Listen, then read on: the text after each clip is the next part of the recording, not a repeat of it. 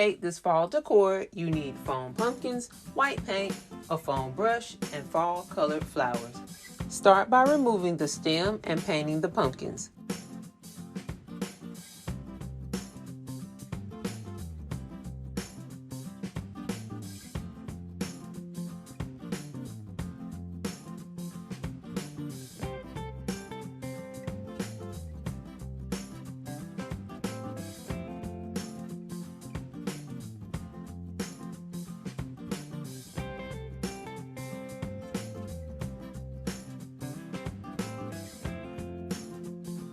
Once the pumpkins are dry, insert the fall flowers.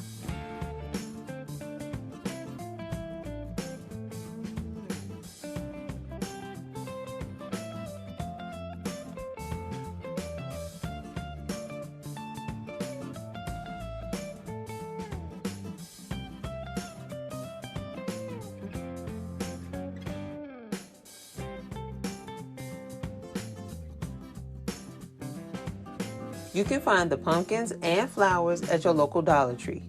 You could also use real flowers or a potted plant in the pumpkin.